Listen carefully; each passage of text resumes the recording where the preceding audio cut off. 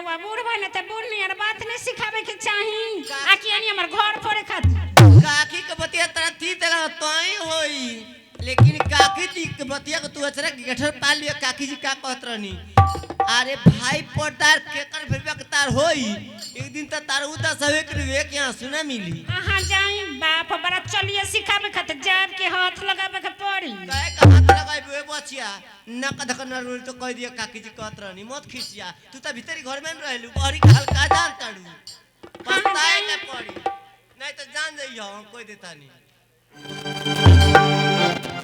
माने बताई मास्टर साहब काकी जी के ऐसा बात खोल के चाहे लेकिन ये बाबू काकी जी ठीक है खोतन ना कि आजकल के युग में भाई पटीदार के कर भइल बा हमार होई काकी जी तो हमरा आंखी के पटिए खोल देनी है ना त घर में 6-5 वाली बात हम न जानत रहनी दादा काकी जी के बोला के सब बात कर ले ले तनी ना बाबू ए काकी जी सुनिए फेरे ए काकी जी अरे वो ठीक है घतन कि आजकल के युग में भाई पटीदार के कर भइल बा हमार होई मन रवे बताई ना हमरा का करे के पड़ी का करबू का हां एगो चिट्ठी लिख के अपना मर्द के भेज दो अच्छा आ भेज के उनको बोलवा लो हां आ बोलवा के टोन दे अलगा हो जा आ लगा जब हो जाबू हां तो तेरा मर्द का सारा पैसा कमाई तर लगे आई क्योंकि दिन करबू चाहे कपड़ा तक खरीदबू चाहे बीखो का न खरीदबू बहुत लोग सूदी भी आज पैसा मांगता ई बताओ तर लगा पैसा रही तब लोग के सूदी भी पर दे सकेलू तारा मर्द के पैसा कमाई सब नतिया अपने नामे जमा करल तरस तारा मर्द के कमाइले कौन सुख साथ भाई बचिया हां ये काकी जी रे ठीक है कहत ए काकी जी आंख चिट्ठी लिखे के पहले नोई खू का तार माई बाप कोइले दादा बकरी चराउल का बोलाई न आदमी बोलाई हां बोलाई ए भूखल बाबू बाबू का भौजी का बात है अरे लक्ष्मण बाबू बोला तेरी सुन ले कोनो काम बरवा से लक्ष्मण को हमके बोलावतिया हाँ का बात हो बोल दो हम आइल बनी बोल दो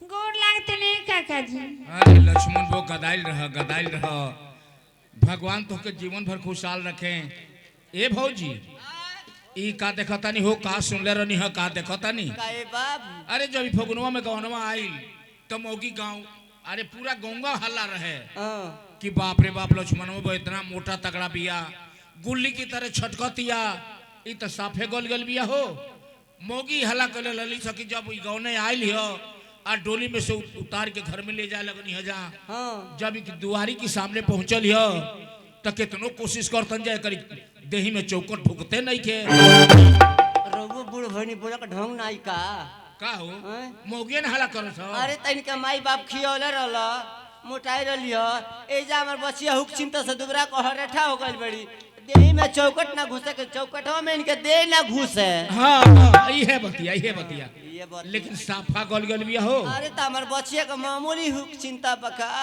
ए बची अपन दुखवा कोई द बाबू से अच्छा हमके काहे के बोललू हो बाबू हां ये काका जी देखी ना आज हमारा महीना दिन से तबीयत खराब चलता दवा भी रोके कोनो झांकी पर आप ना खा सको अच्छा हमरा को चिट्ठी लिखावे के बा कलकत्ता खातिर ओइ में ही लिखावे के बा अच्छा अगर हमार मुंह देखे के बा तेरा वो घरे जल्दी आई भाई भौज के कमा के खियावे के बाद तेरा वो बैठ के जिंदगी भर कमा के खियाई हम चलो तनी नहीं हर में दवा भी रोक कराए हम सोच लेले बानी अब ई घर में हम 1 मिनट नहीं रह भाई घर से तो जेबे करब लेकिन ये तोरे नहीं जा भाई घर में आग लगा के तब ऑपरेशन मत करी रे बाबू हम हाथ जोड़तानी तोर सटले घर बाखा से पड़दार हम सन गई अपने घर में आग लगाई तो हमार घर में बोती देख ऐसन मत कर लाठी फरकती हमार कहीं झगड़ा जरूर होई आज एगो बात कर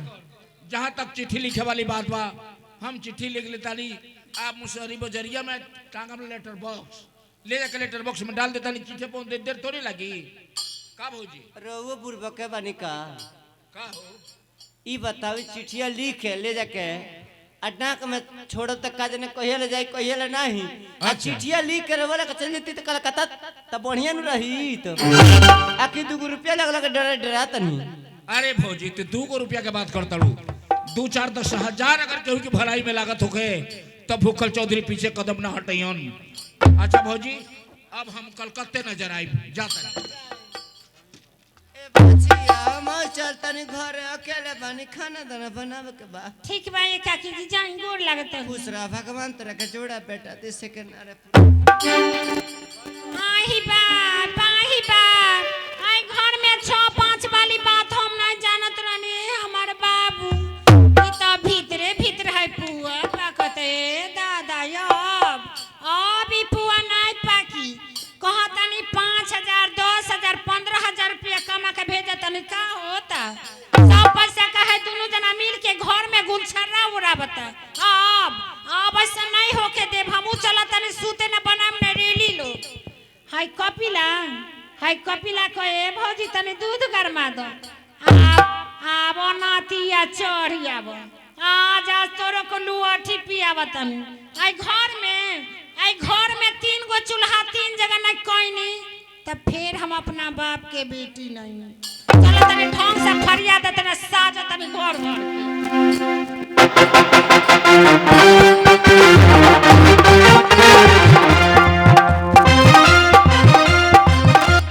ये तो बड़ा चक्कर में पड़ गए नहीं हम। अरे कलकत्ता शहर इतना छोट मोट शहर थोड़े बा कौने रोड में बाणे कौने मोहल्ला में बाणे जानकारी हम लेबे ना कहीं हो। ये तो बड़ा दिक्कत हो गई हम तो भुला जाए। लेकिन एगो बात दिमाग में आई अगर लक्ष्मण बाबू बैरिस्टर हमन तो कचहरिये में बैठे हन तो हमारा रोड से मोहल्ला से गल लेन देन बा डायरेक्ट चलता नहीं कचहरिये में जरूर मुलाकात हो जाई। बम बम महादेव।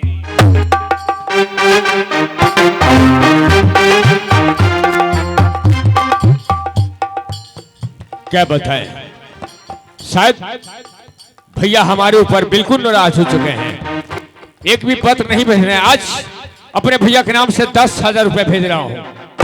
पैसा पता भैया खुश हो जाएंगे। उसके बाद हमारे पास अवश्य पत्र भेजेगा। उसके बाद हमें ड्यूटी भी देखना है लेकिन सबसे पहले पैसा ही भेज रहा हूँ।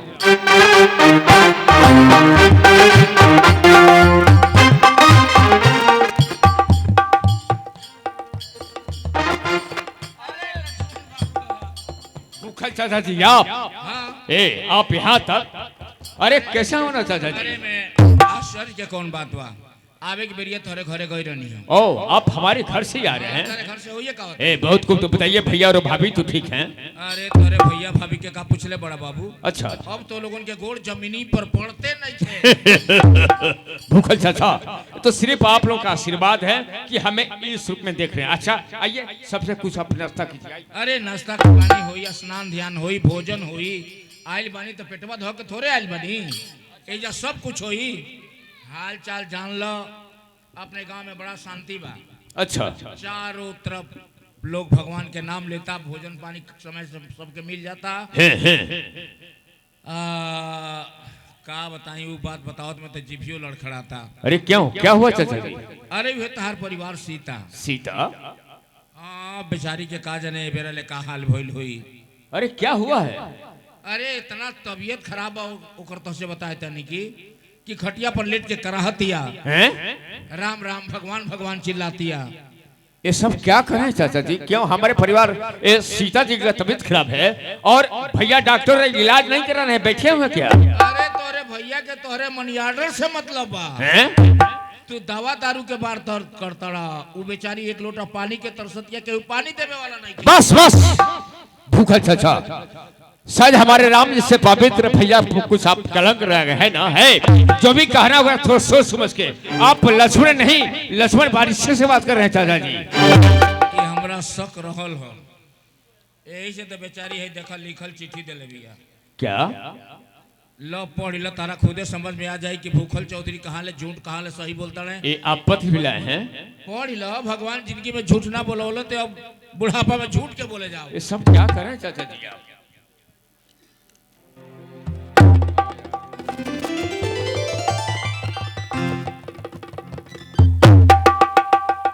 अरे ये क्या, वाह भैया वाह, पैसा पाते ही आपका दिमाग खराब हो गया। अरे पैसा हम कमा रहे हैं और पैसे का नाजायज फायदा आप उठा रहे हैं, ये कैसे हो सकता है? बिल्कुल नहीं होगा और ना ही मैं होने दूंगा। कल से क्षमा चाहता हूँ, शायद हमारे लिए बहुत परेशान हुए हैं। मैं अभी और इसी वक्त घर चला हूँ चाचा जी, और जितना से पैसा भेजा हूँ, एक बार 40,000, बार 30,000, 20,000 और एक बार 5,000। भूखा चाचा चलते सारे पैसा के हिसाब करके ही रहेंगे। अच्छा हुआ कि आप हमारे पास खबर दे चाचा जी, वरना मैं बर्बाद हो सकते। आइए मैं पैसा का हिसाब लेकर के रहूंगा।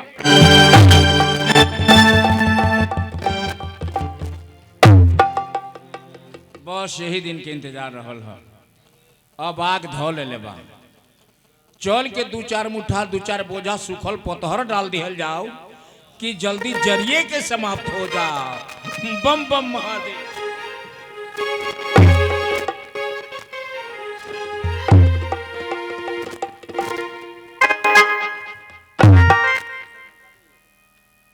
वाह, आज 8 दिन गए भेल ओकरा मामा के यहाँ, आ जाके बैठल बा। काम धंधा तो जो हो ना, दुनिया भर के काम बा। मगर हुआ हाँ भैया, अरे 8 दिन गए भेल ना, हाँ 8 दिन हो गए। परेशान करके धदल बड़े सब।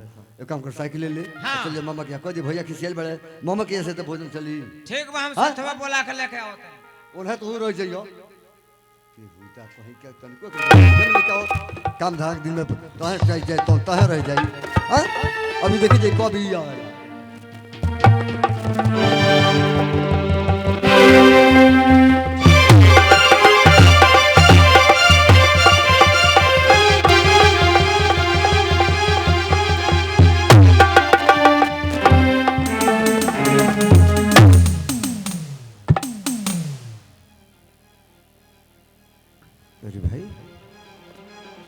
लक्ष्मण के तो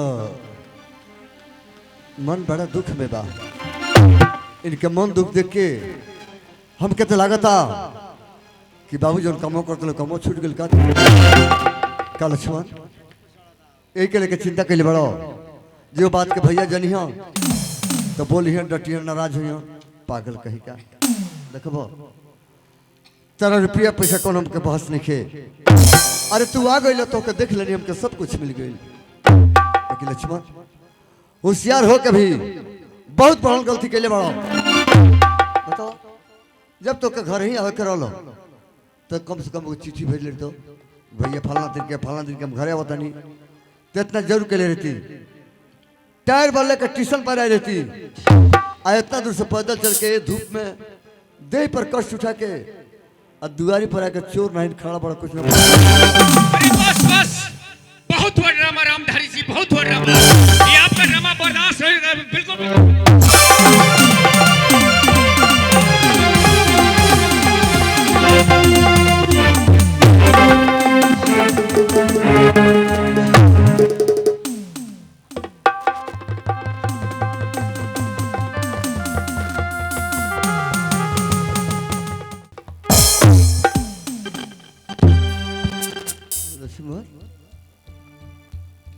तो आज हमरा के तू रामधारी जी कह दिला। अरे हाँ, अभी तो सिर्फ रामधारी जी कहे हैं, ऐसा ना हो जाए कि तुम्हें रामधारिया के नाम से बुलाना पड़े।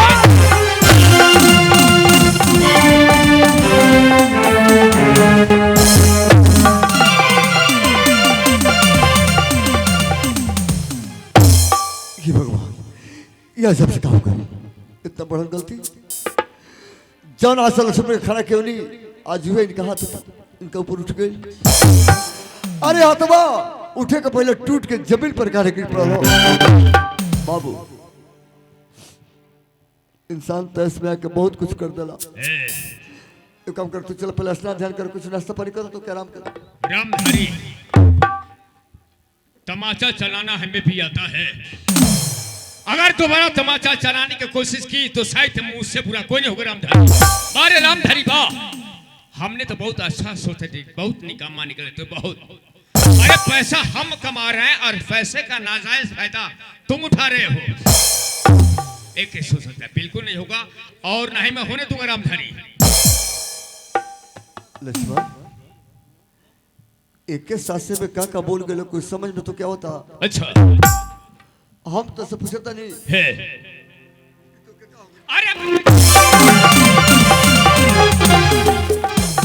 और मैं सोच रहा हूं कि किस ले आऊं, शायद आपके कानों तक पहुंचा दूं। का बाबू एक बात कुछ कहे के बाकी बहुत कुछ कहना है और कहना क्या है, कान खोल करके सुनिए रामधारी। मेरा जितना भी हक हिस्सा बन रहा है आप सीधी तरह बंटवारा कर दीजिए। आप और हमारे बीच कोई रिश्ता नहीं है।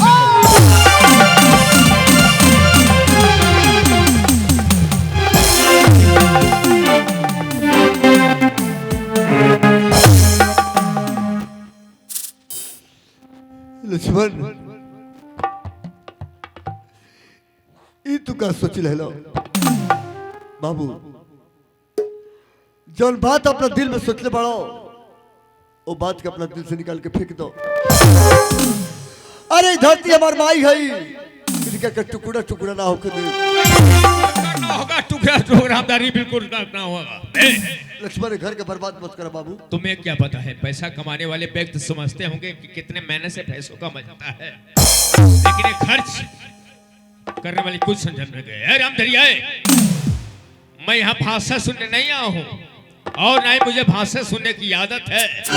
अरे सब आंखों में नकली आंसू, ये नकली आंसू बहा करके हमें बहकाव में डालना चाहते हैं आप। मैं बार बार यही कहूंगा कि मेरा जितना भी हक हिस्सा बन रहा है आप सीधी तरह बंटवारा कर दीजिए। आप और हमारे बीच कोई रिश्ता नहीं है। रामधारी आए, मैं अपने भाग से खा कमा लूंगा, बस बंटवारा चाहिए तो चाहिए।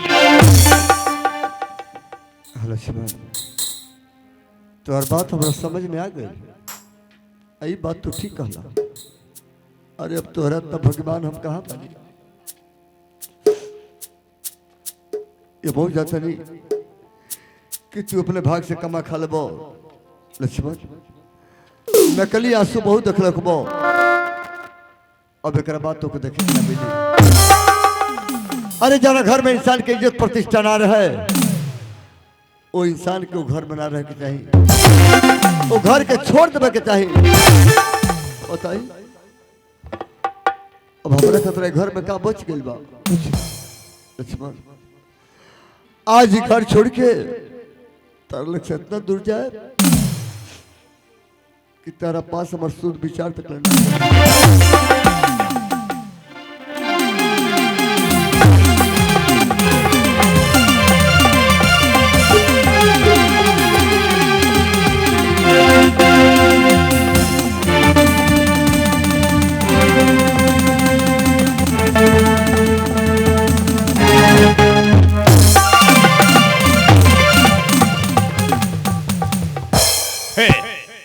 घर का मालिक या ग्राम सभा का मुखिया हो जाने का मतलब ये नहीं कि जो मर्जी है वही करे। अच्छा हुआ कि हमने बंटवारा कर लिया, शायद बर्बादी से तो बच गए। अरे आइए चाचा जी, आइए आइए आइए। बंटवारा हो गई। ठीक आप जैसे कहे वैसे हमने बंटवारा कर लिया चाचा। अरे गांव में के अइबो ना कल बंटवारो हो गई। तो इसमें पंचायत की क्या जो थी चाचा जी, हक तो हमरा बनता था ना। हाँ 1/3 के हिस्सेदार तो होइए। तो सिर्फ अपना हक लिया। अच्छा एक बात बताओ, है तू रहबा कलकत्ता, हम तो कह कि अपन खेतवा जौन मिलल बही सवा गांव में कोनो ईमानदार आदमी के देख के दे दा, ज्योति बई कुछ तहरो के दिहल करी कुछ ओहो के मिल जाई। ओ हे भूपल चाचा, आप इतना होशियार हो करके भी बेवकूफों की जैसे बात किया करते हैं। अरे आप कैसे से सही और ईमानदारी इस गांव में दूसरा कौन है? बिल्कुल कोई नहीं। और मैं सोच रहा हूँ कि मेरा जितना भी हक हिस्सा मिला हुआ है मैं आपके ऊपर सौंप दूं, कैसा रहा? अब हर बात भला हम कैसे काट सकेले? तो आप सही और ईमानदारी के साथ हमारा खेती गृहस्थी निभाइएगा। चाचा जी आपके लिए आपका खर्च महीने में 5,000 रुपया भेजा करूंगा। क्यों तू 500 रुपया नहीं भेजबा तब अपने प्रखंड में प्रथम स्थान तो रहे करी कृषि में हमारे। लेकिन